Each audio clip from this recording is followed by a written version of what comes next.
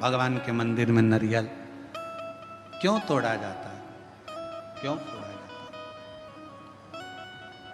भाई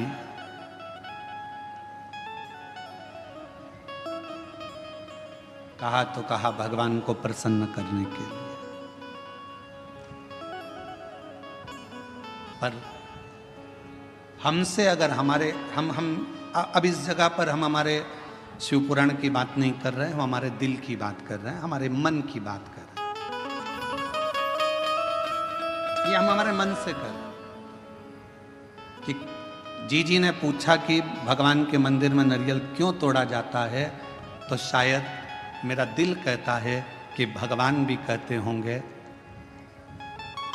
तू मेरे मंदिर में नारियल तोड़ ले पर अपने घर को मत टूटने देना, तू मेरे मंदिर में नारियल तोड़ ले पर अपने राष्ट्र को मत टूटने देना, तू मेरे मंदिर में नारियल तोड़ ले पर अपने सनातन को मत टूटने देना, वो नारियल के रूप में स्वीकार। ये मेरा दिल कहता है।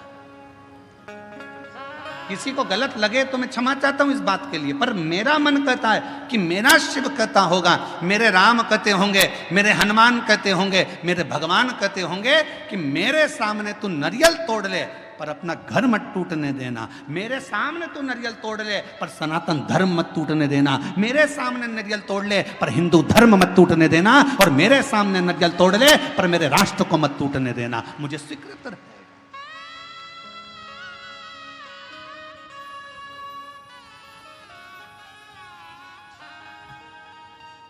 मुझे नारियल का टूटना स्वीकार है पर सनातन धर्म का टूटना स्वीकार नहीं है। मुझे नारियल का टूटना स्वीकार है पर मेरे हिंदू धर्म का टूटना स्वीकार नहीं है। मुझे नारियल का टूटना स्वीकार है पर अपने भारतवर्ष को टूटना स्वीकार नहीं है। मुझे ये चलेगा। तो मेरा दिल कहता है कि भगवान, नारियल टूटने का एक क्रम, शुभ कार्य में नारियल क्यों फोड़ा जाता है कि जो भी तकलीफ हो, कोई कष्ट हो, मेरा बाबा स्वीकार करना, ये हमने इसको दे दिया, जो भी था उसको प्रदान कर।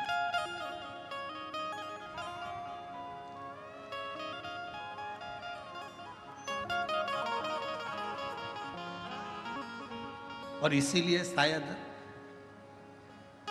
एक रहोगे तो सेफ रहोगे, शायद दुनिया के लोगों के लिए नारा इसीलिए एक बाबा ने दे दिया उत्तर प्रदेश के। इसीलिए उत्तर प्रदेश के एक बाबा जी ने नारा दे दिया कि एक रहोगे तो सेफ रहना है तो एक रहना। पर अभी बहुत विचित्र, बहुत बड़ा एक चक्रव्यूह रचा जा रहा है समाजों को तोड़ने के लिए। एक बहुत बड़ा चक्रव्यूह रचा जा रहा है। हम ये समाज के हैं, हम वो समाज के हैं, ऐसा हो गया वैसा हो गया। मेरा तो हाथ जोड़कर निवेदन है, इन सब बातों को भूल जाओ। हम सनातनी हैं, हम हिंदू हैं, हम एक रहें, इससे बढ़कर मत टूटो। जरा से वोट बैंक के चक्कर में समाजों में ना टूटा जाए। हमें मनु और शत्रुपा, शिव महापुराण की कथा, विष्णु पुराण की कथा, अग्नि पुराण की कथा, नर्मदा पुराण की कथा, लिंग पुराण की कथा, नारद पुराण की कथा, ब्रह्म विवर्त पुराण की कथा, बरहा पुराण की कथा, कुर्म पुराण की कथा, जितनी भी कथा निकालोगे सारी कथा में एक चरित्र आएगा। ब्रह्मा जी सृष्टि की रचना भगवान शिव के कहने पर करते हैं। सृष्टि की रचना करने पर ब्रह्मा अपनी जंघा से मनु शत्रुपा को प्रकट करते हैं, और वो मनु और शत्रुपा की संतान आप और हम आज तक हैं। एक ही संतान है, मनु और शत्रुपा की औलाद आप और हम हैं। हमें यह पैदा नहीं करा गया कि तुम ब्राह्मण थे कि क्षत्रिय थे कि वैश्य थे कि शूद्र थे। उसने तो हमें मनुष्य बनाकर पैदा करा था। भगवान ने अपना बनाकर पैदा करा था। और जब भी माँ और बाप अपने बच्चे को जन्म देते हैं तो ये सोचकर जन्म देते हैं कि मेरा बेटा एक दिन मेरा नाम रोशन करेगा, एक दिन मेरा बेटा मेरे पद चिन्हों पर चलेगा। भगवान अपने माता पिता अपने बच्चे को इसलिए जन्म नहीं देते कि मेरा बेटा कोई ऐसा कार्य करेगा, गलत कार्य करेगा, बेकार करेगा। ना ना ना, वो उसने जन्म अच्छे कर्म के लिए दिया, श्रेष्ठ कर्म के लिए दिया। पर दुनिया के लोग हो सकता है थोड़ा मीठा बोलकर थोड़ा अभी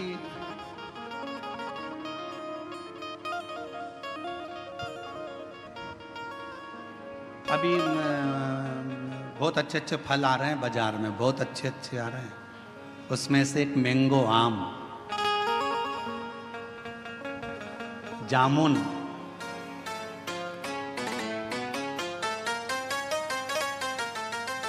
केला, पपीता, बहुत अच्छे अच्छे फल आ रहे हैं। जाम, अमरूद, बहुत अच्छे फल।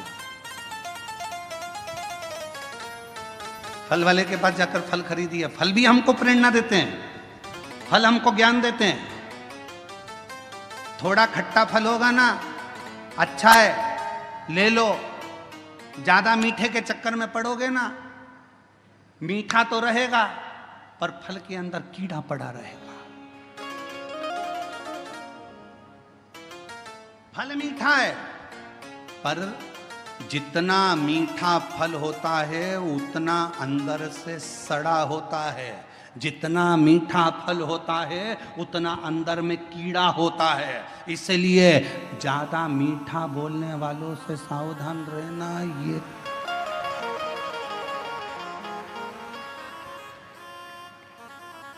सावधान इंडिया, सावधान। पपीता दुकान वाला कह रहा बहुत मीठा, बहुत मीठा, बहुत मीठा।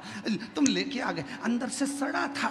आम इतना मीठा, इतना मीठा। थोड़ा खट्टा आम लाती ना, सड़ा नहीं रहता, क्योंकि जिसकी बाड़ी थोड़ी सी कड़वी रहती है ना, उसके अंदर खटास में अंदर कीड़े नहीं रहते। मुंह से बोल दिया सफाचट, एक बार बोल दिया, बेकार लगे अच्छा लगे, क्योंकि खट्टा खट्टा है, जो है, कड़वा कड़वा है, जो है।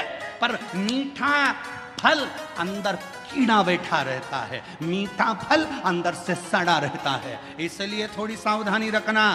दुनिया के लोग कहें बहुत मिलेंगे आपको, बहुत आते रहेंगे लोग बाग, तुम्हारे से बहुत मीठी मीठी बातें करेंगे, बहुत मीठा बोलेंगे और बाद में तुमसे कहेंगे क्यों थोड़ा मीठा। तुम देखना जिसको पैसे की जरूरत होती कितना मीठा बोलता है।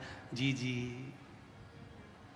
जीजा जी, जीजा जी।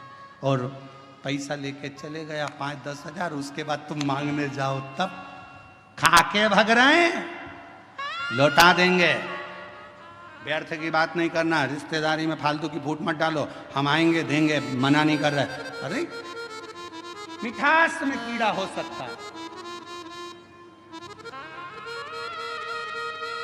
मिठास।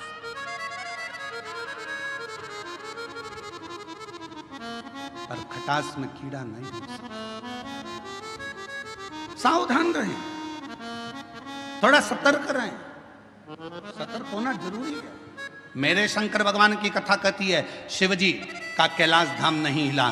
बहुत तप करा, भागीरथ जी ने साधना करी, तप करा, पर भगवान शंकर का कैलाश नहीं हिला, क्योंकि उनने तप करा था। अगर तप की जगह पर एक लोटा जल लेकर पार्थिव लिंग का निर्माण कर कर शिव जी को जल चढ़ा देते, मेरा शंकर सामने प्रकट हो जाता। और आखिरी में भागीरथ जी ने देखा शिव जी प्रकट नहीं होते, तब भागीरथ बाबा ने वही किया जो आप करते हैं। एक लोटा जल मेरे भागीरथ बाबा ने शिव को हृदय का जल चढ़ाना प्रारंभ करा तो शिव सामने आकर प्रकट हो गए। मांग तुझे क्या चाहिए भागीरथ, बोल तुझे क्या दूं मैं, क्या दूं। तो भागीरथ बाबा ने कहा प्रभु बस गंगा जी पृथ्वी पर आना चाहती हैं, पृथ्वी पर आएंगी तो पाताल में चली जाएंगी। आप कृपा करो कि ये गंगा को अपने जटा में झेल। शिव जी ने कहा जटा में? हाँ।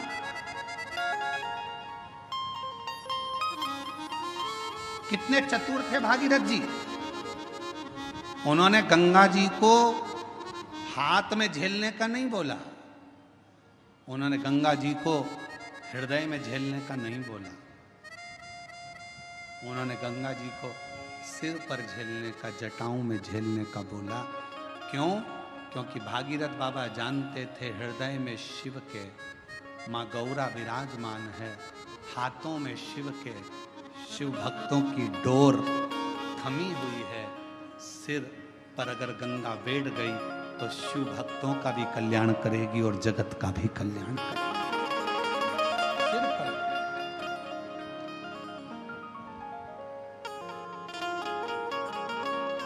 और मैया ओ गंगा मैया, मैया ओ गंगा मैया, मैया गंगा मैया, मैया ओ गंगा मैया। ये जगत का कल्याण करने वाली गंगा, जगत का उद्धार करने वाली गंगा। फिर किसी ने एक बार प्रश्न किया था, क्या शिव जी को गंगा का जल अधिक प्रिय है?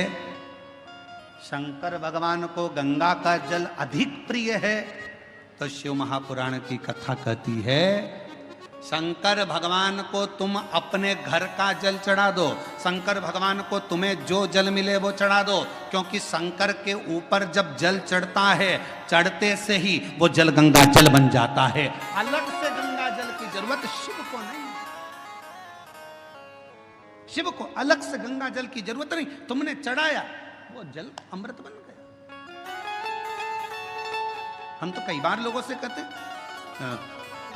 तुम्हारे बच्चे की तबीयत खराब है, तुम्हारे बच्चे को तकलीफ है, डॉक्टर को दिखाओ। तुम्हारे घर में अगर किसी को तकलीफ है, डॉक्टर को दिखाओ।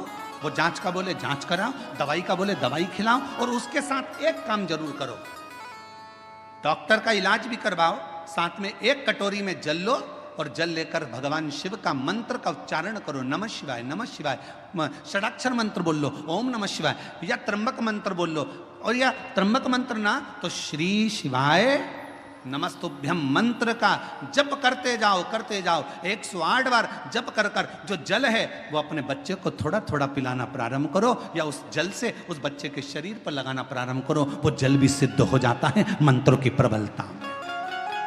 डॉक्टर को भी दिखाओ, डॉक्टर का भी इलाज करवाओ, दवाई दे दवाई खिलाओ, जांच का बोले जांच कराओ, पर साथ में शिव पर करा हुआ विश्वास, मंत्रों का उच्चारण, शिव तत्व का नाम सुख प्रदान करता है।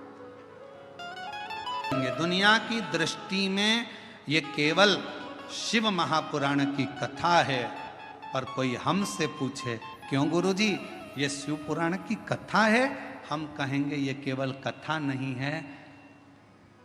बेटा और बेटी अपने बाप से बात कर ले शंकर भगवान से, ये वो शिव तत्व की आनंद है। उससे कहो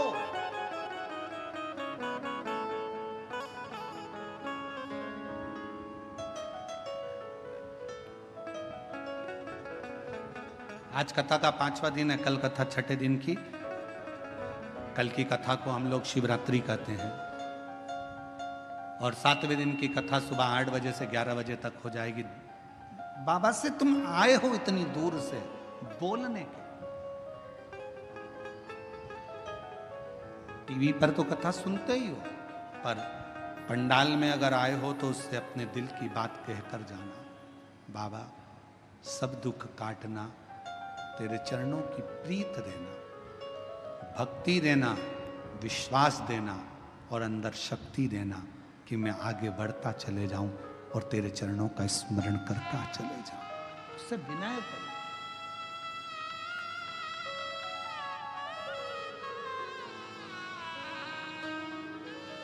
उससे विनय करो, निवेदन करो, सुने।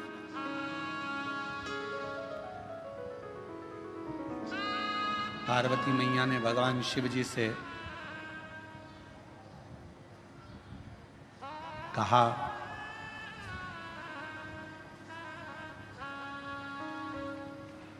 आप गंगा जी को सिर पर क्यों लिए हो, किस लिए? आप सबको मालूम होना चाहिए गंगा जी माता पार्वती जी की बड़ी बहन है।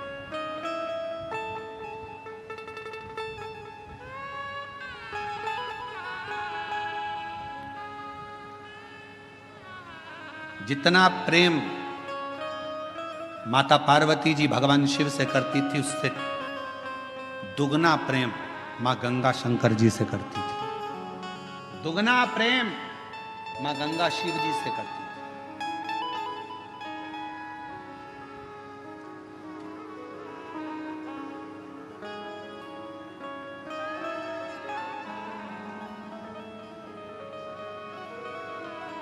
एक दिन पार्वती जी को मालूम पड़ा कि जितना स्नेह मैं करती हूँ, जितनी पूजन मैं करती हूँ, उतनी ही मेरी बड़ी बहन शिवजी से करती है, शिवजी की आराधना करती है, गंगा जी शंकर की पूजन करती है, उतनी। पार्वती जी की सहेली ने पार्वती जी से कहा कि गंगा जी तुम्हारी बड़ी बहन भी शंकर जी को पूजती हैं, पति बनाने के लिए बहुत प्रयास कर रही हैं और शिव जी को पति बनाना चाहती हैं, अनुष्ठान पर अनुष्ठान कर रही हैं, तप साधना कर रही हैं, गंगा जी बहुत पूजन पाठ कर रही हैं, स्मरण कर रही हैं। सहेलियों ने गंगा जी के लिए पार्वती जी के हृदय में कहा, तो पार्वती जी के हृदय में थोड़ी सी क्षुब्धता उत्पन्न हुई। पार्वती जी को लगा कि ये तो गंगा जी को नहीं करना चाहिए, तुम एक काम करो, कल अपन एक काम करते हैं, गंगा जी शिवजी से दूर हो जाए उसके लिए एक प्रयास करते हैं। और पार्वती जी की सहेली के कहने पर पार्वती जी की सहेली ने एक रचना रची और पार्वती जी की सहेली ने रचना रखकर कहा कि मैंने सुना है अगर कोई संत निकल कर जाते हैं और उनके ऊपर अगर पानी डाल दिया जाए, पानी का छींटा दे दिया जाए तो संत प्रसन्न होकर वर दे देते हैं। गंगा जी ने कान लगाकर सुन लिया कि ऐसा करने से मुझे शिव मिल सकते हैं। सामने से दुर्वासा बाबा जाते हुए नजर आते, एक संत का जाना होता, गंगा जी का पानी का फेंकना होता और फेंकने पर जैसे ही जल फेंका ऋषिवर को क्रोध आ गया और उन्होंने कह दिया, गंगा तूने एक संत का अपमान करा है, संत का अपमान।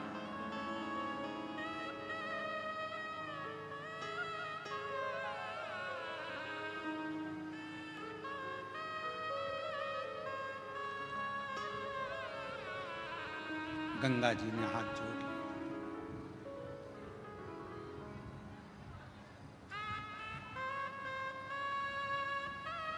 चरणों में मैं प्रणाम करती हूँ, क्षमा करिए, क्षमा करिए, मैं विनय करती हूँ, मुझे क्षमा कर। गंगा मैया ने क्षमा मांगी। समय आया, गंगा जी रोने लगी, आंखों से नीर बहने लगा। भगवान शिव ने जब पार्वती जी के सम्मुख में देखा, क्योंकि गंगा जी को क्रोध आ रहा था पार्वती जी पर कि पार्वती जी ने मुझे शिव जी से दूर करा, ये अपमान संतों का करवाया तो पार्वती ने करवाया, ये सोच लिया गंगा जी ने। तो गंगा जी बोली, पार्वती तूने मेरे साथ ऐसा करा, मैं तुझे श्राप देने को आतुर होती हूं, पर शिव जी ने रोका, पार्वती मेरी अर्धांगिनी बनेगी, इसको श्राप मत दो। गंगा रुको। गंगा ने कहा, पर मैं भी तो आपको प्रेम करती हूं, मैं भी तो आपको स्नेह करती हूं, तो मैं भी तो चाहती हूं आपको। शिव जी कहे, गंगा तुम चिंता मत करो, मेरी जितनी संतान होगी ना गंगा, सब तुम्हारे ही जल से प्रकट होगी और दुनिया भले अर्धांगिनी मेरी पार्वती होगी, पर गंगा पार्वती अगर मेरे हृदय में रहेगी ना, तो गंगा तू मेरे मस्तक पर विराजमान रहेगी। तो चिंता मत कर, तो चिंता ना।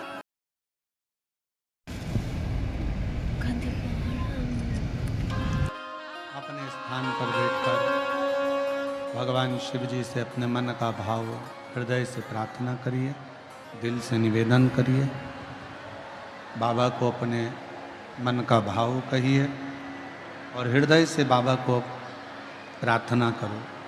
जहाँ जगह मिले वहाँ बैठकर शिव जी को अपने मन से भाव से हृदय की बात कहिए।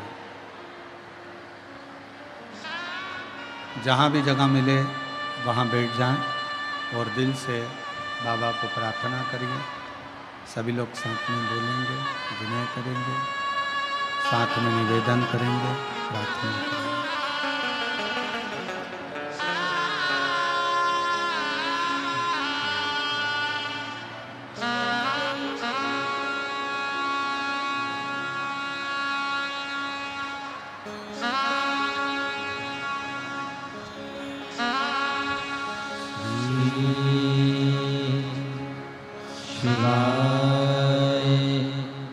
नमस्तुभ्यं श्री शिवाय नमस्तुभ्यं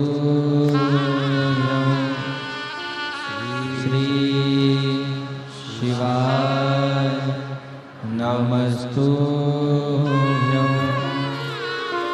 श्री शिवाय नमस्तुभ्यं श्री शिवाय नमस्तुभ्यं भोला सब दुख काटो हमारा भोला सब दुख काटो हमारा शिव शंकर जपूं तेरी माला भोले बाबा जपूं तेरी माला भोला सब दुख काटो हमारा भोला सब दुख काटो हमारा शिव मंगल मंगलकारी शिव मंगल मंगलकारी शमशान वासी हमारा शमशान वासी हमारा भोला सब दुख काटो हमारा भोला सब दुख काटो हमारा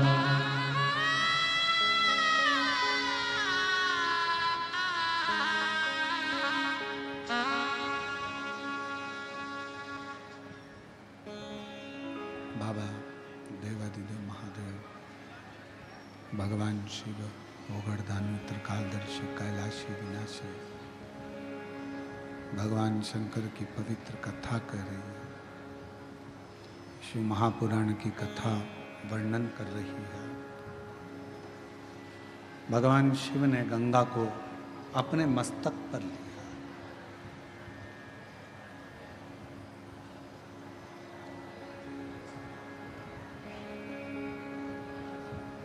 यदि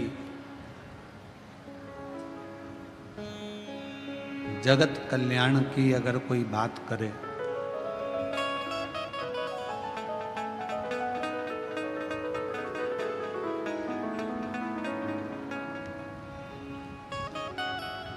दो व्यक्ति होते हैं, एक होता है ज्ञानी, दूसरा होता है अज्ञानी।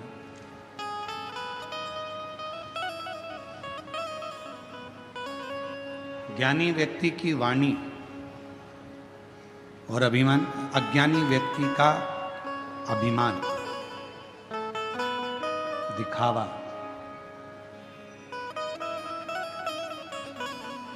एक ना एक दिन सामने प्रकट होता ही है।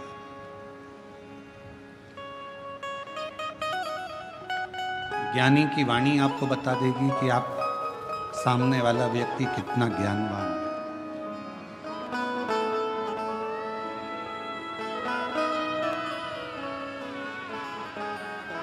एक विद्वान की निशानी होती है उसकी वाणी। वो वाणी उसकी बता देती है कि इसमें कितनी विद्वत्ता है। बट वृक्ष की छांव बता देती है कि बड़ का पेड़ कितना पुराना है। उस बड़ के पेड़ के नीचे की शांति बता देती है कि उसके नीचे शीतलता कितनी है। उसी तरह एक विद्वान व्यक्ति की वाणी आपको बता देती है कि उसकी वाणी की शीतलता कितनी है और उसके चरणों का सुख कितना है। अज्ञानी का दिखावा और ज्ञानी की वाणी जैसे ही गंगा मैया पृथ्वी पर आ रही थी और भगवान शंकर ने गंगा जी को मुख ऊपर कर कर देखा, तो गंगा कल कल कल कल की ध्वनि कर कर पृथ्वी पर आई।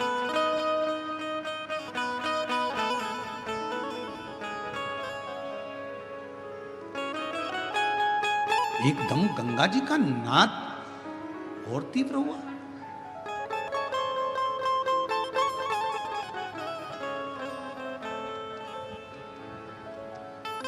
और गंगा जी का नाद एकदम जब तीव्र हुआ तो शिव जी ने फिर शीश को ऊपर करा और गंगा जी को देखा।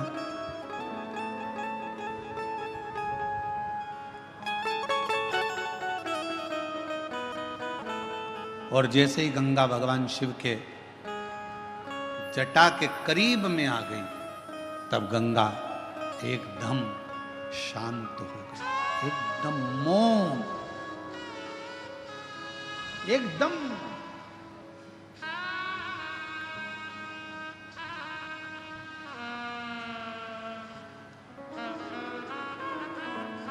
पूछा भागीरथ जी ने गंगा जी से कि तुम इतना कल कल कर कर बहकर आ रही थी, इतना तीव्र से तुम्हारी गर्जना हो रही थी, इतना तेज बहाव के साथ तुम चिल्लाती चिल्लाती गर्जना करती, भयंकर नाद करती करती आ रही थी और शिवजी की जटा के करीब में आई और एकदम मौन हो गई।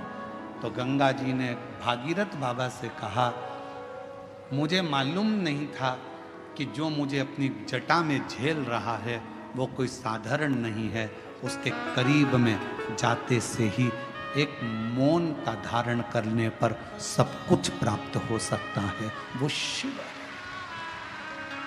वो कर्पूर गौरम करुणावतारम संसार सारम भुजगेन्द्रहारं सदा वसन्तं हृदयारविन्दे भवं भवानी सहितं नमामि। नमः शिवाय। ओम नमः शिवाय। नमः शिवाय। शिवाय कर्पूर गौरम करुणावतारं संसारसारं भुजगेन्द्रहारं नमः शिवाय। ओम नमः शिवाय। नमः शिवाय। कर्पूर गौरम करुणावतारम संसारसारं भुजगेन्द्रहारं। मुझे क्या मालूम था कि यहाँ मौन रहने पर भी सब मिल सकता। शिव महापुराण की कथा कहती है, भगवान शंकर का चरित्र कहता है, बेलपत्र की छांव में शिव जी के शिवालय में, शमशान में 3 जगह पर अगर व्यक्ति मौन रहकर शिव को पुकारता है तो शंकर उसके ऊपर करुणा जरूर करते हैं। 3 जगह पर मौन हो जाओ। बेलपत्र की छांव में जब पहुंचो तो थोड़ी देर शांति से चुप बैठकर, अपने हाथ में माला हो तो ठीक, ना माला हो तो कर की माला हो, कर की माला भी ना हो तो घट की माला हो, भीतर से अंदर से ओम नमः शिवाय। ओम नमः शिवाय नमः शिवाय। नमः भीतर की माला से उसको पुकारो।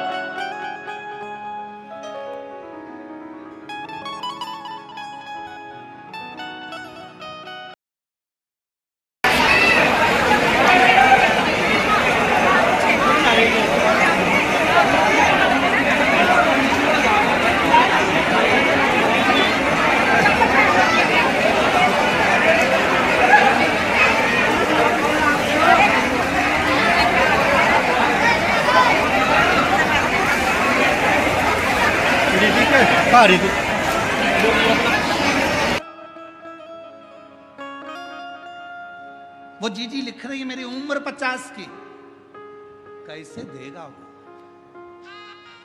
पर खाली ना जाता कोई दर से तुम्हारे, जो जैसा आया, जिस भाव से आया।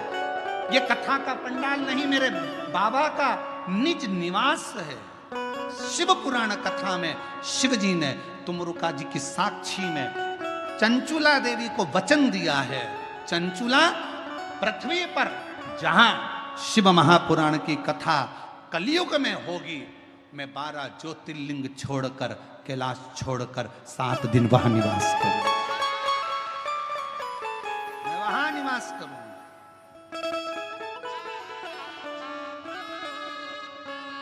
और जो जैसी भावना लाया वो ऐसा ही भर पाया, नहीं खाली उसे लौटाया, वो मन ही मन हर्षाया। और कर दिया माला माल का शिवाले खा दिया भंडार का शिवाले, कर दिया माला माल का शिवाले लुटा दिया भंडार का शिवाले। जो जिस भावना से आया, जैसी भावना उसकी, उस भावना से शिव मिला उसको।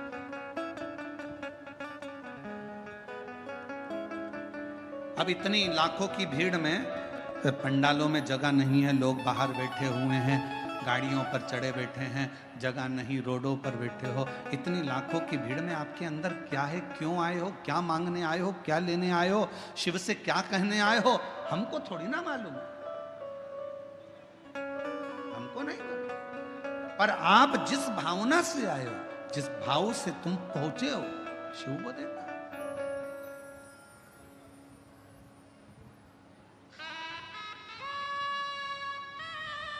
शिव प्रदान करो।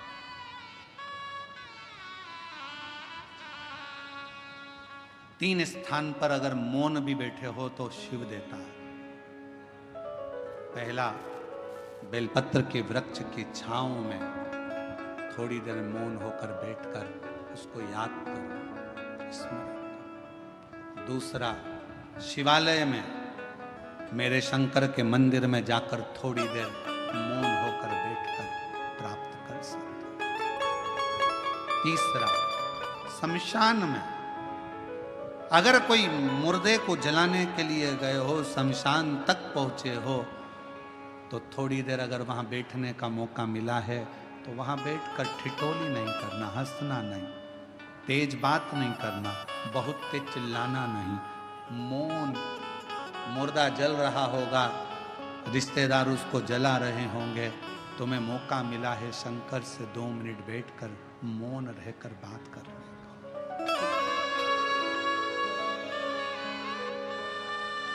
आज के जमाने में लोग शमशान में भी अगर जाकर बैठते हैं तो इतनी ठिठोली, इतनी बातें करते हैं, इतना हंसते हैं।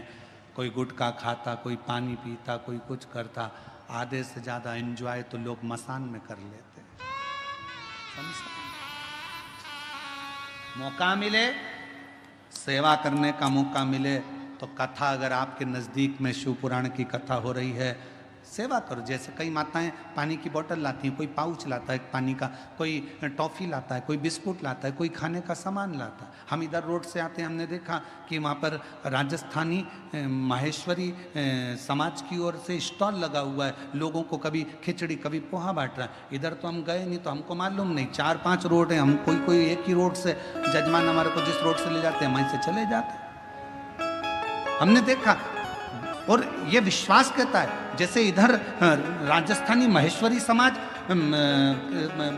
स्वल्पहार बांट रही है, तो मेरा मन कहता है, मेरा विश्वास कहता है कि जितनी रोड होगी सब रोडों पर कोई ना कोई समाज किसी ना किसी रूप में सेवा जरूर कर रही है।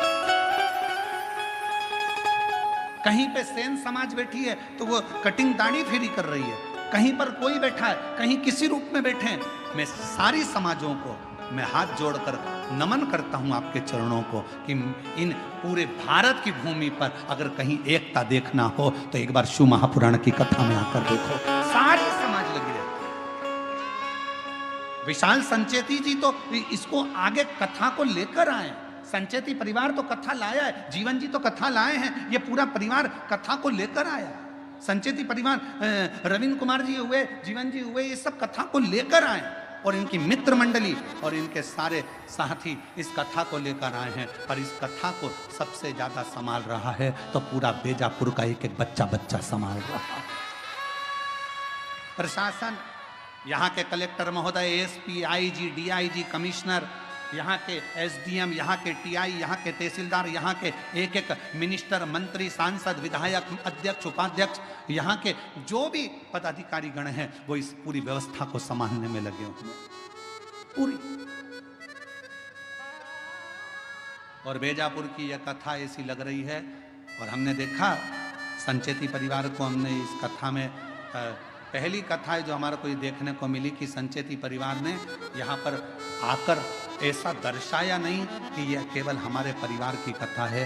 बेजापुर की कथा ऐसी लगती है कि बच्चे बच्चे की कथा है, पूरे बेजापुर की कथा।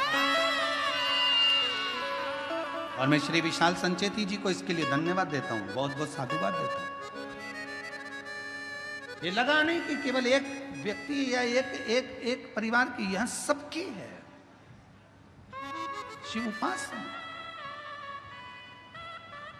पार्वती जी की कथा कर रही है, बेलपत्र की कथा कर रही है। बेलपत्र के वृक्ष के नीचे भी अगर बैठो तो तुम शांति से 2 क्षण मौन होकर उस शिव को याद करो।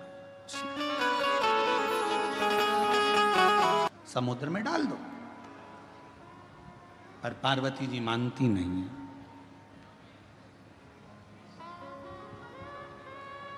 दुनिया में एक मां एक ऐसी होती है जिसका बेटा पेट में रहता है तो भी लात मारता है, गोदी में रहता है तो भी लात मारता है, उसके बाद भी मां अपनी पूरी जिंदगी उस बेटे की भलाई के लिए निकाल देती है। केवल जगत में, इसलिए पूरी दुनिया में मां की बराबरी परमात्मा भी नहीं कर सकता। परमात्मा से भी अगर कोई बड़ी सीढ़ी है तो वो तुम्हारी घर में रहने वाली बूढ़ी मां तुम्हारी मां है, वो सीढ़ी है।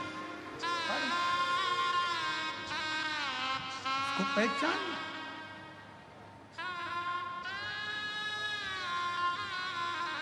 फिर निवेदन करूंगा, लोगों को हमारी बात का थोड़ा बुरा ज़्यादा लगता है तो हमारी बात का बुरा लगे उससे पहले ही आपसे कह देता हूं कि मेरी बात का बुरा लगे तो क्षमा करना, पर कहूंगा जरूर।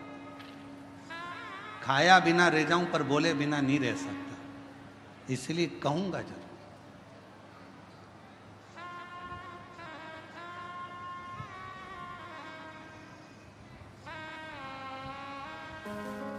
जिस घर में माँ बाप की इज्जत नहीं होती, उस घर में देखना कभी बरकत नहीं होती।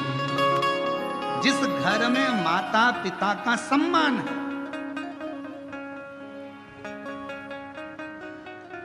माता पिता का जिस घर में सम्मान, और फिर कहूं, पत्नी अगले जन्म में मिलेगी, बच्चे अगले जन्म में मिलेंगे, तुम जो जन्म लोगे हर जन्म में तुम्हें पत्नी भी मिलेगी। वो कहते हैं ना, तुम गधा भी बनकर पैदा हो गए तो पत्नी मिलेगी, कुत्ता भी बनकर पैदा हो गए तो भी पत्नी मिलेगी, बच्चे भी मिलेंगे, खाने को भी मिलेगा, पीने को भी मिलेगा। पर हर जन्म में जो मां इस जन्म में मिलती है वो हर जन्म में नहीं मिलती है। मां एक बार, उसकी इज्जत करो, सम्मान करो, सत्कार करो। थोड़ा ऊंचा नीचा बोल भी देना तो उसके वचन का बुरा मत मानो, बहुत प्रसन्नता में जवाब दो उसको, मां है। अंधकासुर को गोदी में ले लिया मेरे शिव जी ने, मेरी पार्वती जी ने और कहा ये मेरा पुत्र है। शंकर भगवान कह रहे हैं ये नेत्र बंद करने के बाद हुआ, इसको फेंक दो। नहीं, माँ माँ होती है। बेटा कैसा भी हो तो भी माँ कभी अपने बच्चे को, हाँ कभी कभी नाराज होती है ना तो गुस्से में बद्दुआ दे देती है, अपशब्द कह देती है, ताना दे देती है, आड़ा टेढ़ा बोल देती है, सब चलेगा।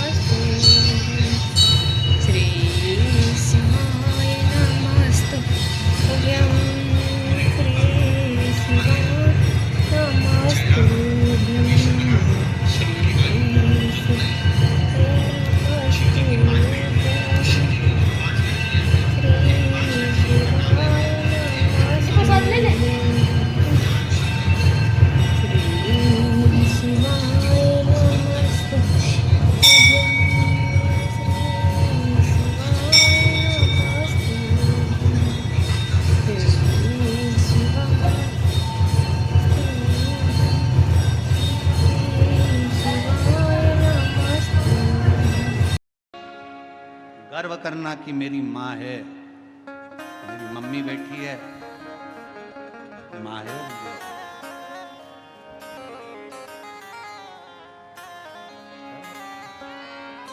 अंधकासुर को बड़ा समुद्र में डाल दिया, समुद्र में हिरण्याक्ष ने पाल पोस के बड़ा कर लिया। हिरण्याक्ष ने अंधकासुर से कह दिया तेरी कोई बाप नहीं, तेरी कोई माँ नहीं, तू पानी में बहकर आया था, मैंने तेरा पालन पोषण करा।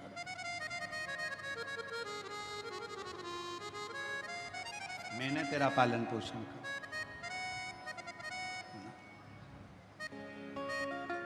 हिरण्याक्ष मर गया, वराह भगवान ने उसके प्राणों को हर लिया। अंधकासुर ने ब्रह्मा जी का तप करा, वर मांगा, मैं मरूं ना, हो नहीं सकता, मरना तो पड़ेगा, तो वर दो, जिस दिन मैं अपनी मां को गलत दृष्टि से देखूं उस दिन मेरे प्राण छूटे।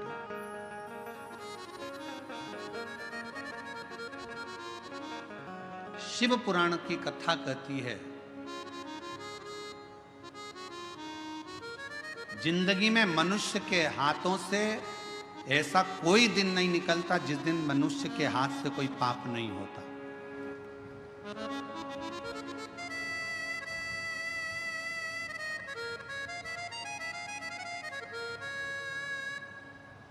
ऋषभ देव जी महाराज का चरित्र श्रीमद् भागवत कथा में आता है तो ऋषभ देव जी महाराज के चरित्र में 4 स्थान पर पाप होने का क्रम बताया। पहला, झाड़ू लगाते समय छोटे छोटे जीव मर जाते हैं, पाप माथे चढ़ जाता है। ऋषभ देव जी महाराज का चरित्र श्रीमद् भागवत में कहा। दूसरा, कपड़े धोते, नहाते, बर्तन धोते समय छोटे छोटे जीव मर जाते हैं, पाप माथे चढ़ जाता है। तीसरा, अग्नि जलाते समय, गैस जलाते समय, चूल्हा जलाते समय, लाइट जलाते समय छोटे छोटे जीव मर जाते हैं जिसका पाप माथे चढ़ जाता है। चौथा, ऋषभ देव जी महाराज का चरित्र कहता है जब पैदल चलकर जाते हैं तो पांव के नीचे छोटे छोटे जीव मर जाते हैं। श्रीमद् भागवत में ऋषभ देव जी महाराज का चरित्र कहता है कि 4 स्थान पर हर व्यक्ति से पाप होता है।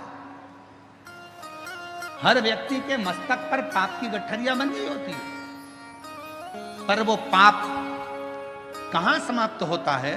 शिव महापुराण की कथा कहती है जब हम किसी बेलपत्र के वृक्ष के नीचे से निकल कर चले जाते हैं तो हमारे मस्तक पर चढ़ा हुआ सारा पाप एक क्षण में समाप्त हो जाता है। एक क्षण में बेलपत्र के वृक्ष की छांव हमारे संपूर्ण जीवन के पापों को समाप्त कर देती है। इसीलिए रोज पाप होता है तो रोज बेलपत्र के वृक्ष के नीचे 1 लोटा जल चढ़ाया करो या बेलपत्र के वृक्ष के नीचे से निकल कर जाया करो। अपने मोहल्ले में, अपनी कॉलोनी में अगर कोई बेलपत्री का पेड़ हो तो तुम्हें जाना उधर से है तो पति से कहना इधर से ले चलो, उसकी छांव में से थोड़ा सा निकल कर चले जाएंगे तो हमारी जिंदगी के पाप करना समाप्त हो। अंधकासुर ने मांगा कि मां को गलत दृष्टि से, उसको मालूम नहीं था कि पार्वती मेरी माता है, और पार्वती मैया को ही गलत दृष्टि से देख लिया। शिव जी ने काल भैरव को प्रकट कर कर उस अंधकासुर को समाप्त। मां मां होती, किसी को भी गलत विचार से, गलत दृष्टि से, गलत भाव से कभी ना बोलो। जगत में एक बात याद रखना, अपनी माता हो या किसी दूसरे की माता हो, किसी भी माता के लिए कभी गलत ना तो लिखना, ना पढ़ना, ना सुनना, क्योंकि जगत की प्रत्येक माँ अपने बच्चे को गर्भ में रखती है, और वो गर्भस्थ रखने वाली माँ कोई साधारण नहीं है। मात्र समय आया, आगे बाबा के सुंदर चरित्रों का वर्णन हुआ। भगवान विदल उत्पल को भगवान संहार करते हैं, तो भगवान शिव का एक नाम कुंदकेश्वर महादेव पड़ जाता है।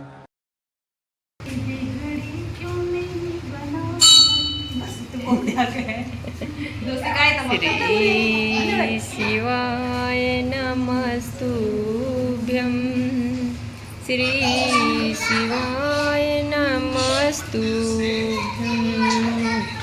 श्री शिवाय नमस्तुभ्यं,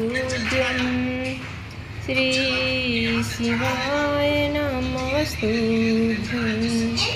श्री शिवाय नमस्तुभ्यं, श्री शिवाय नमस्तुभ्यं,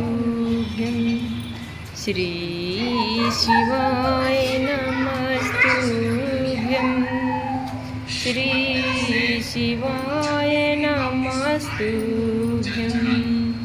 श्री शिवाय नमस्तुभ्यं,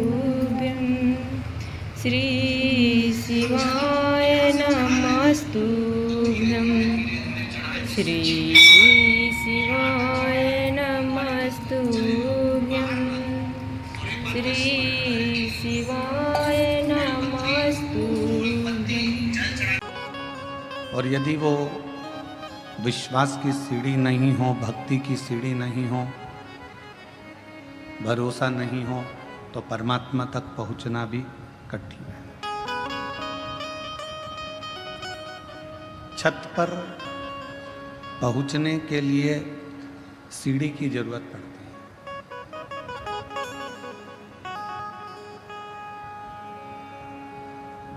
छत तक पहुंचने के लिए एक सीढ़ी की जरूरत पड़ेगी, पर परमात्मा तक पहुंचने के लिए सीढ़ी की नहीं, भगवान की अविरल भक्ति की जरूरत पड़ती है।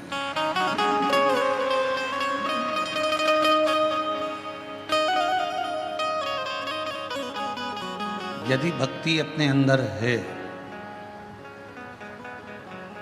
और वो भक्ति का दिखावा नहीं होता, वो भक्ति का कभी दिखावा नहीं होता, भीतर से परमात्मा को भजा जाता है। शुक्रवार करना हो क्या? जाना है तो सीढ़ी की जरूरत होगी। आवाज क्लियर नहीं आ रही है, रे खींच कर बोलना पड़ रहा है, गला पकड़ रहा है।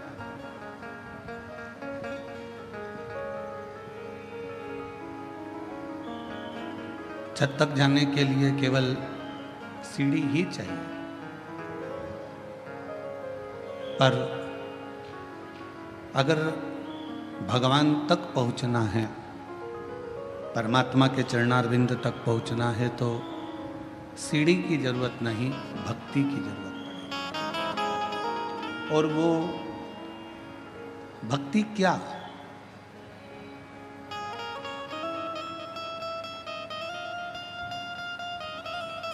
माँ शबरी अम्बा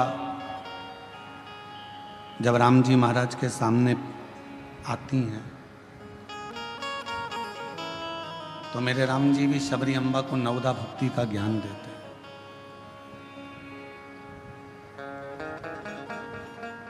कि प्रथम भक्ति संतन कर संगा और दूसरी रति मम कथा प्रसंगा। मेरे राम जी ने माँ शबरी अम्बा को सबसे पहली भक्ति कही है सत्संग करना।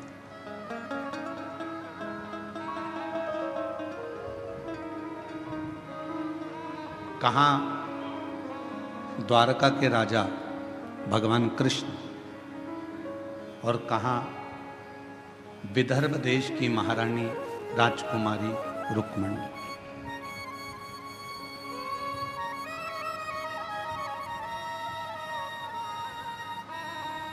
ना तो कभी रुक्मणी जी ने भगवान कृष्ण को देखा था, ना कभी रुक्मणी जी भगवान कृष्ण से मिली थी, ना कभी रुक्मणी जी ने भगवान कृष्ण से मुलाकात की थी, ना रुक्मणी जी ने भगवान कृष्ण का चेहरा देखा था, ना रुक्मणी जी ने भगवान कृष्ण से कभी बात की थी।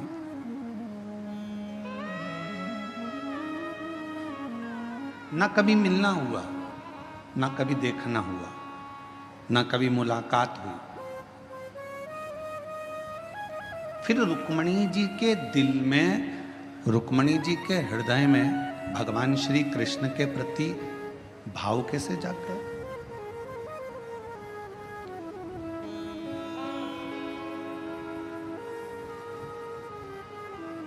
सब्जी लेने जाते हो कभी कभी? उत्तर दो जरा, जम के तो बोलो। जाते हो? जाकर पूछते हो सब्जी का भाव? अरे बोलो तो। क्यों भैया बैंगन क्या भाव है? क्यों भैया शक्कर क्या भाव है? क्यों भैया चने की दाल क्या भाव है? क्यों भैया अरहर की दाल क्या भाव है?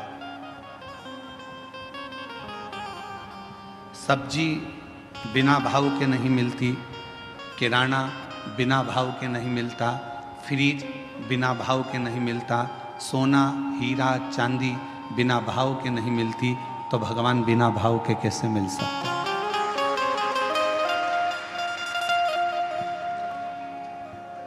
वो बिना भाव के कैसे मिले?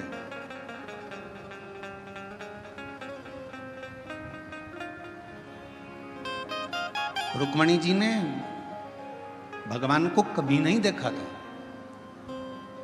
रुक्मणी जी ने भगवान कृष्ण का दर्शन भी नहीं किया था।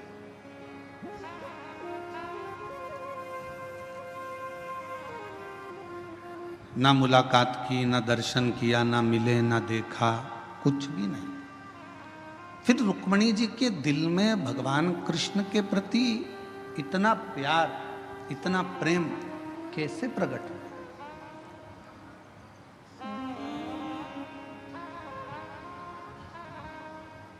वो प्रेम प्रकट होने का कारण क्या था? तो शिव महापुराण की कथा कहती है कि रुक्मणी जी ने सत्संग किया था।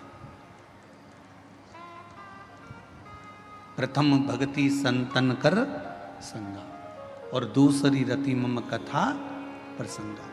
रुक्मणी जी ने क्या करा? अपने पिता भीष्म की गोद में आकर बैठ जाती थी।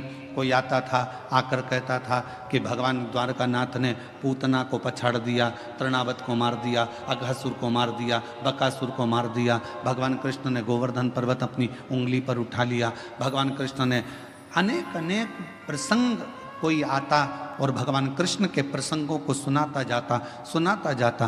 जब भगवान कृष्ण के प्रसंग रुक्मणी जी सुनती रहीं, तो अंदर एक प्रेम का भाव जागृत हुआ, एक प्रेम प्रकट हो गया।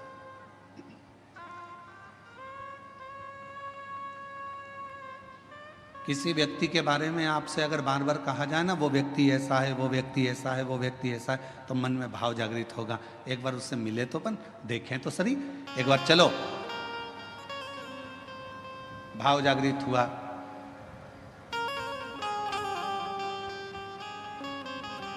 कल हम विशाल संचेती जी से कह रहे थे कि विशाल जी,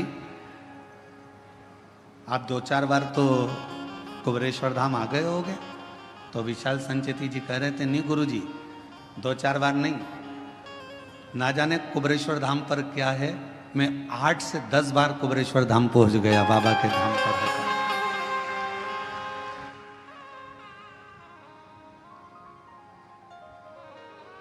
हम सुनते रहे,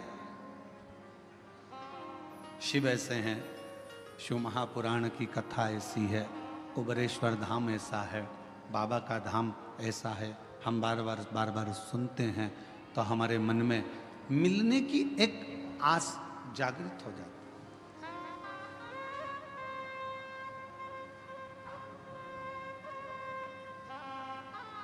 लड़का लड़की से शादी करने को तैयार नहीं था। लड़के ने सोचा था अभी मैं पढ़ाई करूंगा, अभी शादी वादी नहीं करूंगा, पर लड़के की बहन ने, लड़के की माँ ने, लड़के के रिश्तेदारों ने लड़की की खूबियां बताना प्रारंभ करी। इतनी बढ़िया है, ऐसी है, इतनी जोरदार, लंबे लंबे बाल हैं, बड़े बड़े आँख है, उसके सिर पर बिंदी अच्छी लगती है, पढ़ी लिखी है, उसने ये एजुकेशन करा है, ये कोचिंग करी है, ये जानती है, सिलाई जानती है, कढ़ाई जानती है, बनाई जानती, सब जानती है, उसको सब आता है। तो लड़के के मन में आया, जब इतनी तारीफ कर रहे हैं तो एक बार जरा मिलने में जाता क्या है, मिले तो सर। जब लड़की से मिलना हुआ, उसने देखा कि जो घर के लोगों ने कहा था बिल्कुल वैसा ही है, पढ़ी लिखी भी है, मेरे लायक भी है, तो लड़के ने हाँ भर दिया। लड़की से कहा गया है तू एक बार मिल तो सही, लड़का ऐसा है वैसा है, ये है वो है, तो उसने कहा मिलते हैं। सुना,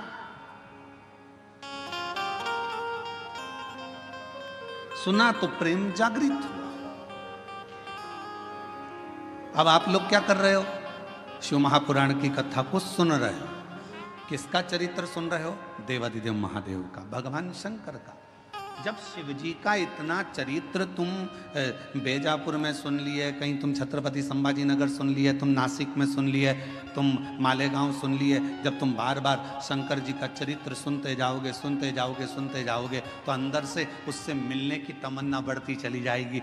एक बार जरा शंकर जी से मिलूं तो सही, कि उनकी कथा इतनी सुंदर है तो वो कितना सुंदर होगा, ये विचारणीय बात।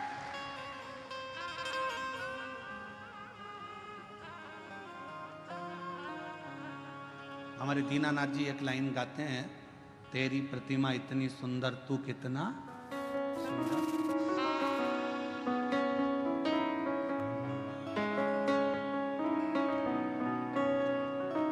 जिसकी रचना इतनी सुंदर, वो कितना सुंदर होगा, वो कितना सुंदर होगा। जरा विचार करिए, उसकी केवल कथा सुनिए, अपन केवल कथा।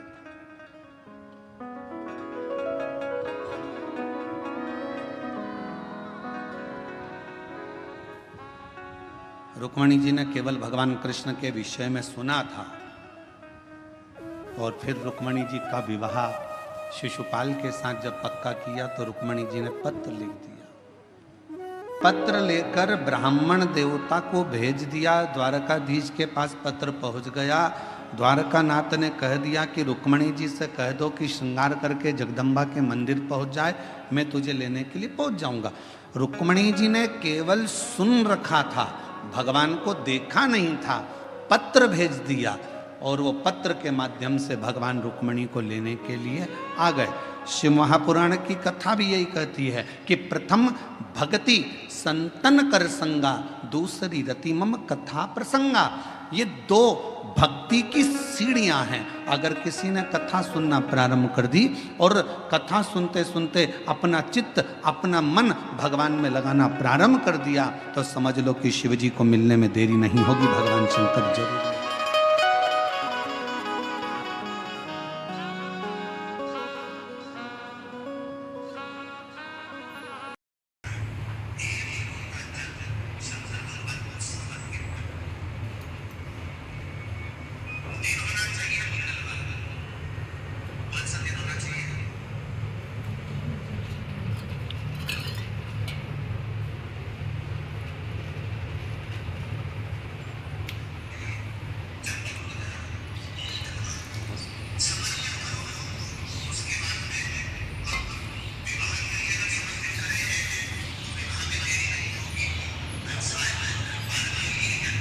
सुनते सुनते भगवान का भजन करते करते करते करते आप उसके करीब में पहुंच गए।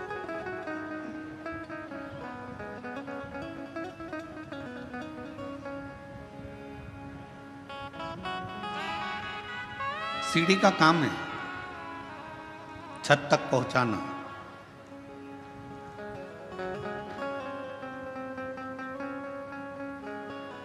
भगवान की कथा का काम है आपको भगवान के चरणारविंद तक पहुंचाना। सीढ़ी केवल आपको छत तक पहुंचाएगी, पर भगवान की कथा आपको भगवान के चरणारविंद तक पहुंचाकर ही रहेगी, परमात्मा तक।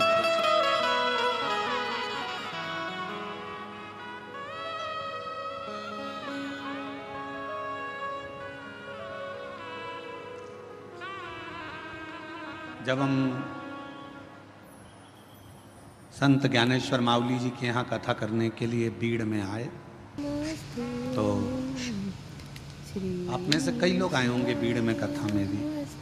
तो संत ज्ञानेश्वर मावली जी के यहाँ कथा में जब बीड़ में पहुँचे तो वहाँ पर एक बच्चे ने एक प्रश्न किया। वो वहीं बीड़ का रहने वाला था।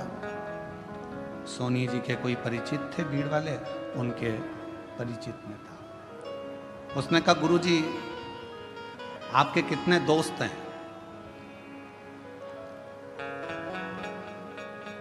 आपके कितने मित्र हैं?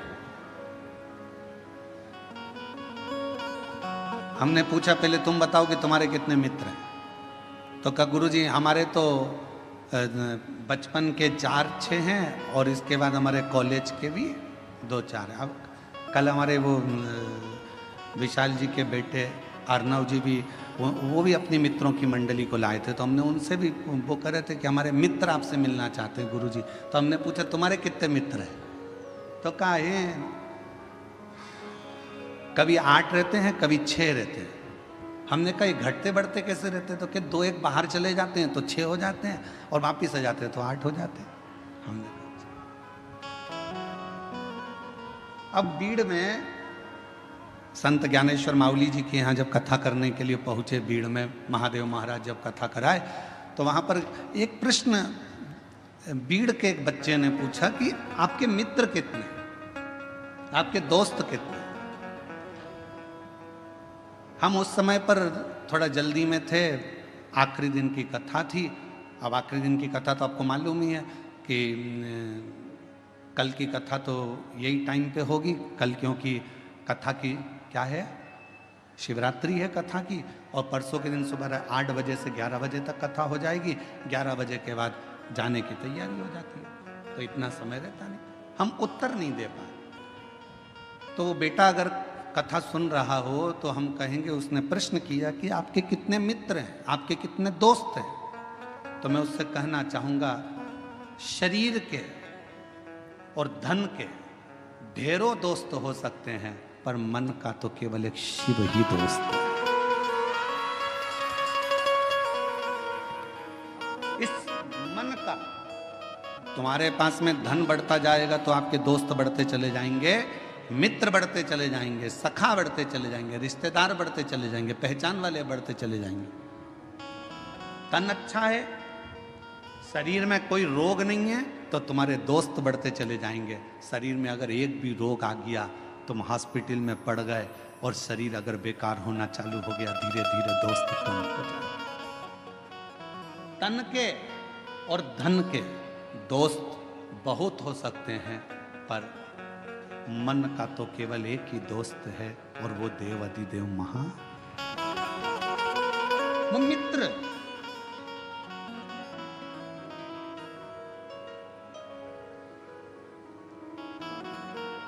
तन के और धन के दोस्त भले तुमको निभाए ना निभाए, तन का मित्र भले तुम्हें निभाए ना निभाए, धन का मित्र तुम्हें निभाए कि ना निभाए, पर मन का जो मित्र होता है, जैसे भगवान कृष्ण के मित्र थे सुदामा,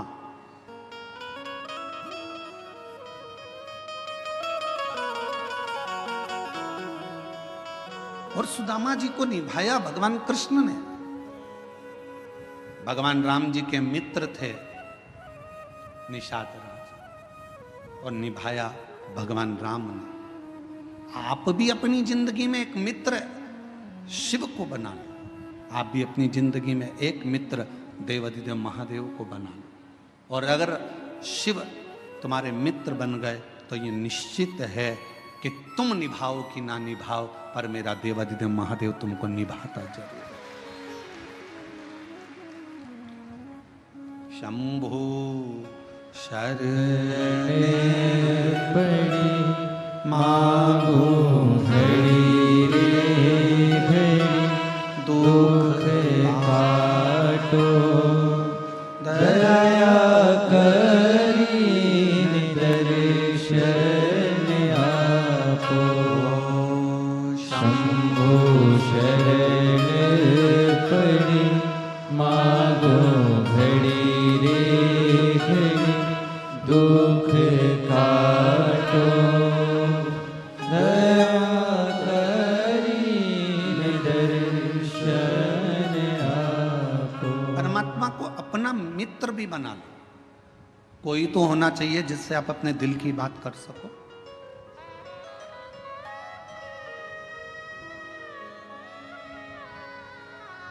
और तुम निभाओ ना निभाओ, वो निभाना जानता है।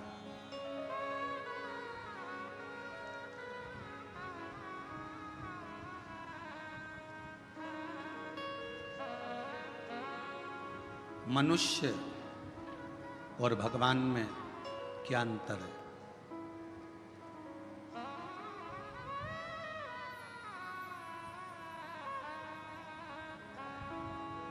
मनुष्य और भगवान में क्या अंतर है? मानव में और परमात्मा में क्या अंतर है? शिव महापुराण की कथा कहती है मनुष्य और भगवान में एक सबसे बड़ा अंतर यह है कि भगवान गलती नहीं करता और मनुष्य गलती पर गलती करता ही रहता है। जिस मानव से, जिस मनुष्य से पृथ्वी पर जन्म लेने के बाद अगर गलती नहीं हो रही है तो समझ लेना कि वो मनुष्य ही नहीं है। मानव का शरीर गलती का पुतला होता है। इसमें थोड़ी थोड़ी गलतियां तो जीवन में मानव के शरीर में होती ही रहती है। सास बहू को चिल्ला कर कह दे तूने फिर गलती कर दी, बहू को कह देना चाहिए मम्मी मनुष्य हूं ना, इंसान हूं ना, तो गलती तो होगी। और आप अगर भगवान हो ना सासू जी तो माफ करना चालू कर दो। मैं इंसान हूं, आप भगवान हो, माफ करते हो।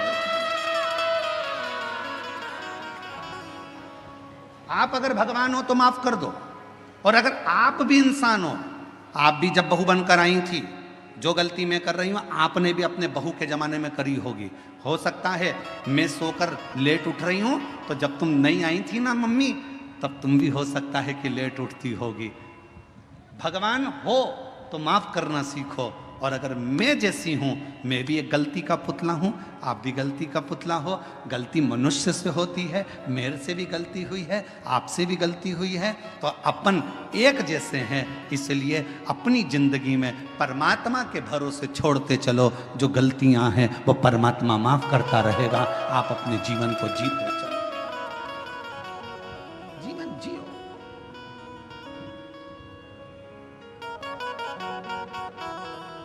कोई तुमसे कह दे मैं गलती नहीं करता तो उसके पांव पड़ लेना, तुम तो भगवान हो जी, तुम तो भगवान हो। तुम ही में सब कुछ दिखता है। तुम ही राम हो, तुम ही कृष्ण हो, तुम ही शिव हो, तुम ही जगदम्बा हो। जो कहे तुमसे कि मैंने जिंदगी में कोई गलती नहीं करी, समझ लेना उसको पांव पकड़ कर कह देना कि तुम भगवान हो। परंतु हम तो इंसान हैं, आज भी गलती कर रहे हैं और आगे भी गलती करेंगे, क्योंकि मनुष्य का शरीर मिला है ये पूर्ण परमात्मा बनने के लिए नहीं मिला, इंसान को इंसान बनने के लिए मिला। मेहनत करोगे, परिश्रम करोगे, उन्नति की सीढ़ी पर चढ़ोगे, आगे बढ़ोगे तो कोई ना कोई गलती हो जाएगी, ठोकर लगेगी तो संभलोगे।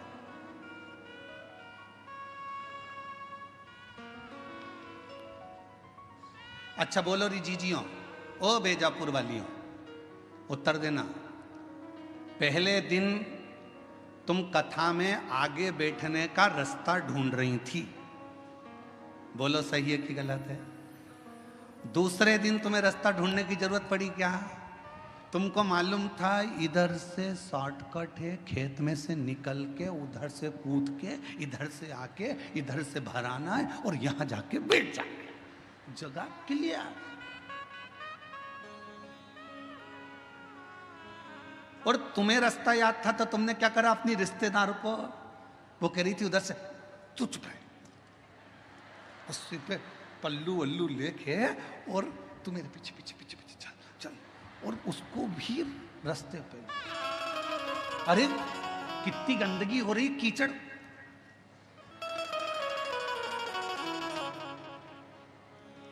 चल इतनी और घुमाती फिराती कीचड़ में, और उसकी भी चप्पल हो गई कीचड़ में। चप्पल को जान दे चूल्हा में, तू चल। और चप्पल रख ली झोला में और कथा में आगे लाकर बिठा दिया। जब दोनों चली तो फिर सहेली ने कहा, कितनी जोरदार जगह मिल गई थी ना बैठने के लिए, इतनी अच्छी जगह, ये तो सोचा ही था। अब चप्पल तो जैसे ही कथा पूरी हुई रोड पे निकली और निकलते सी पानी की बोतल में चप्पल घिस घुसा के तैयार करके पाँव में पहन के फिर पल्लू। अब जरा विचार करिए, पहले दिन जगह ढूंढने में थोड़ा परिश्रम लगा, दूसरे दिन तुम्हें खुद जगह मिल गई, तीसरे दिन तुम अपनी सहेली को भी बिठा ली, चौथे दिन अपने परिवार वालों को भी बिठा ली और जगह तुम्हारे पास हो गई।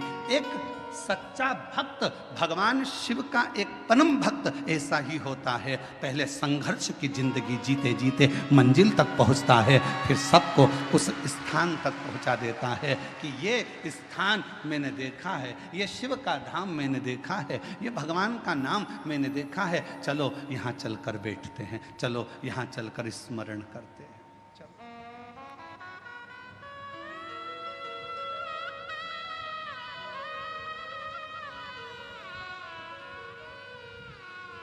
कथा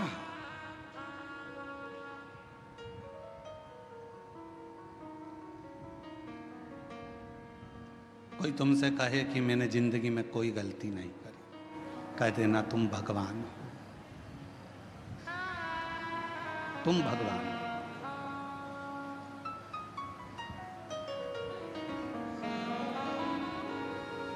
और तुम गलती नहीं करे हो, तुम भगवान हो सकते हो, पर मैं तो इंसान हूं, मनुष्य।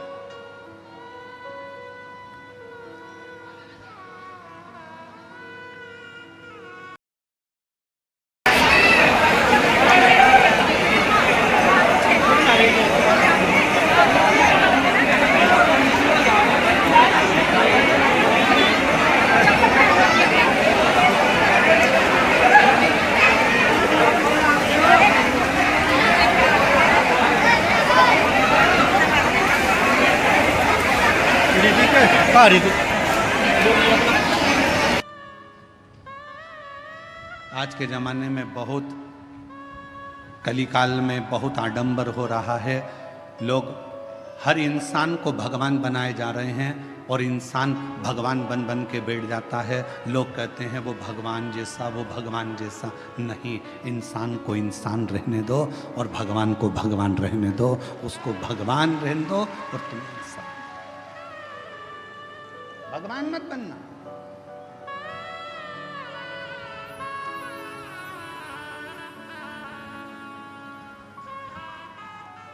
इंसान, उसे इंसान।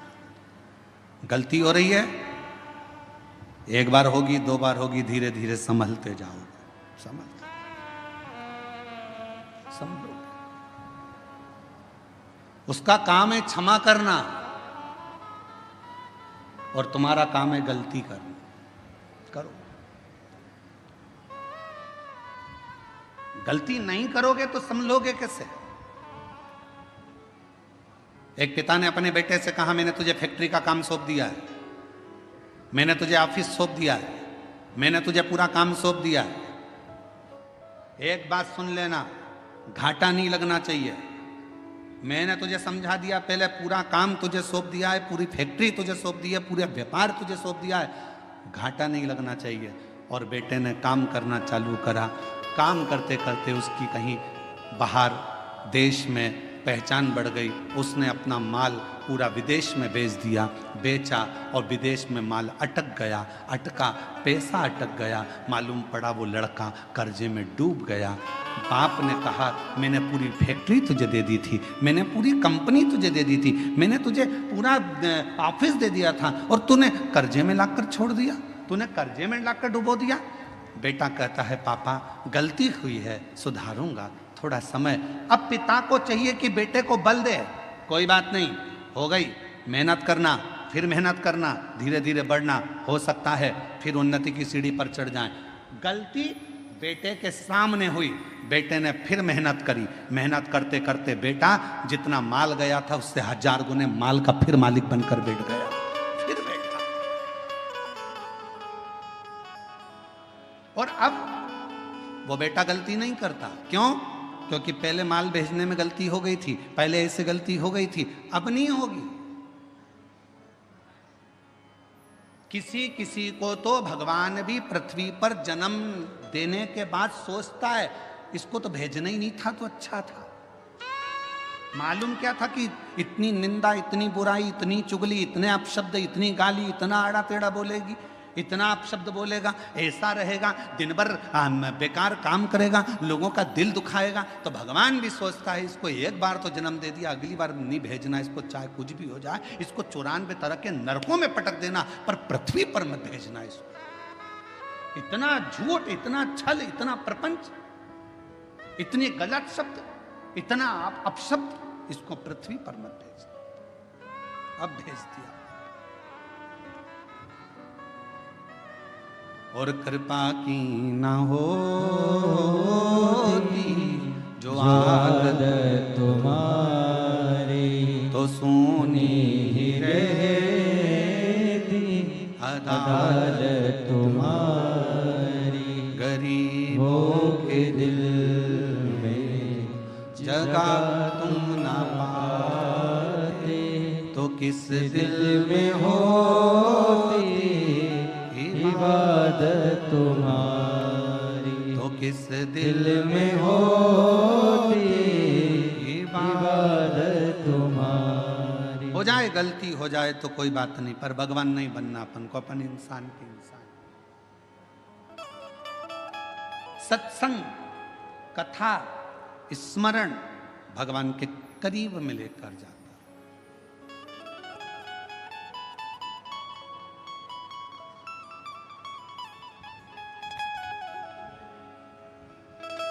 और ले गया।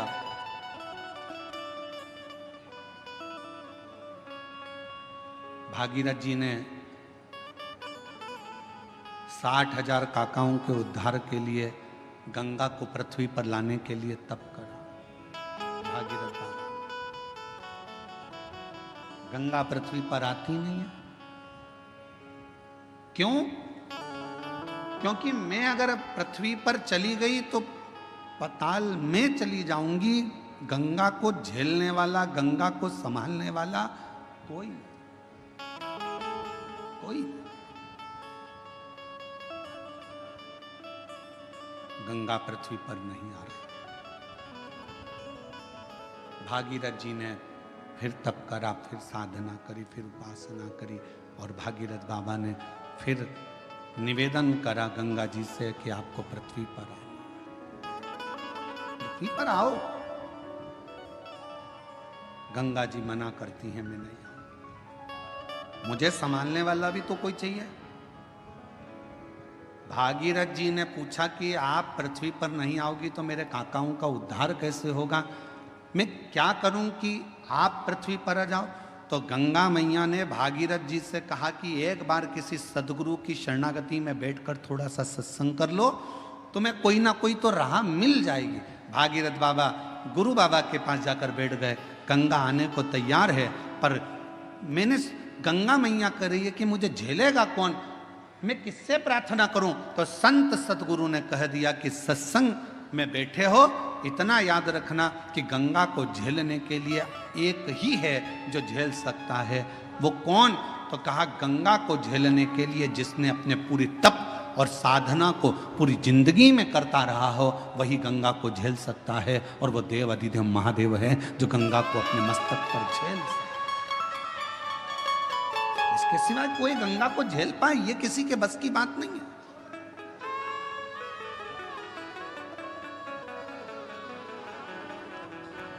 भागीरथ जी ने शिव जी की आराधना करी। बाबा भोलेनाथ जी से विनय करा।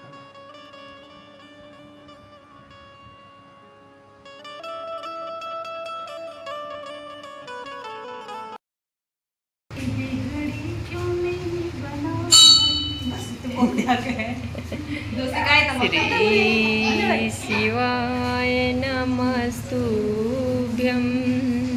श्री शिवाय नमस्तुभ्यं।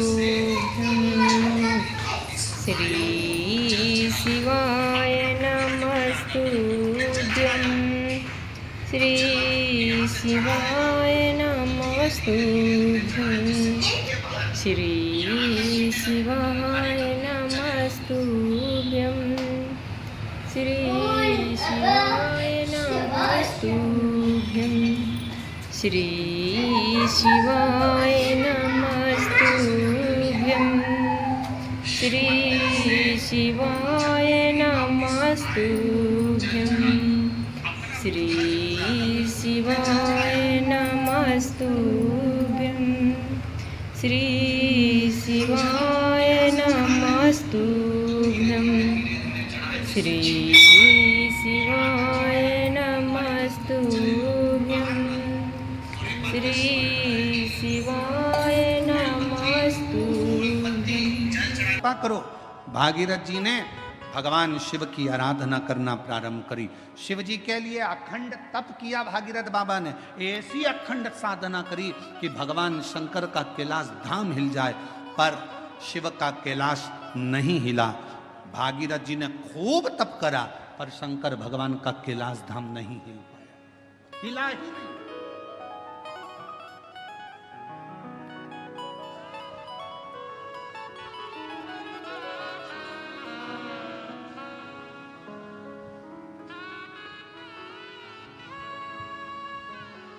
शिव जी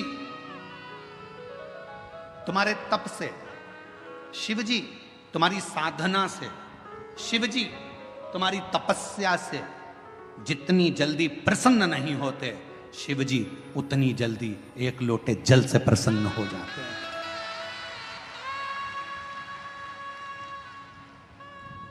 और फिर निवेदन करूंगा, सावन का महीना लगते से ही मेरी जीजियों से निवेदन है, एक लोटा जल नहीं, कितना?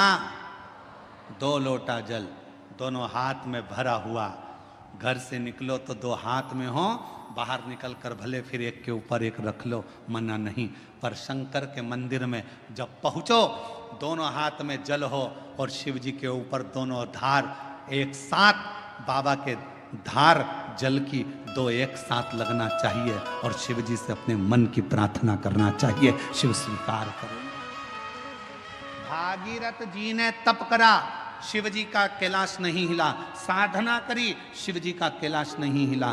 तप साधना से शिव का धाम नहीं हिला, क्योंकि शिव तप से, शिव साधना से, शिव तपस्या से, शिव तुम्हारी साधना से जितनी जल्दी प्रसन्न नहीं होते, तप से जितनी जल्दी प्रसन्न नहीं होते, भगवान शंकर तुम्हारी यार साधना से जितनी जल्दी प्रसन्न नहीं होते, मेरा देव अधिदेव महादेव उतनी जल्दी एक लोटा जल से प्रसन्न हो जाता है। एक लोटा जल सारी समस्या का हल। जम के बोलो जरा, एक लोटा जल। ये भगवान शिव को प्रसन्न करने का सबसे सुंदर तरीका है। तुम शिव जी को चिरौंजी का भोग लगाओ ना लगाओ, खड़ी शक्कर लगाओ ना लगाओ, तुम शंकर भगवान को बेलपत्र चढ़ाओ ना चढ़ाओ, तुम शिव जी को कुछ दो चाहे ना दो, भगवान शंकर को तुम श्रीफल दो चाहे मत दो, पर शिव जी को केवल एक लोटा जल दे।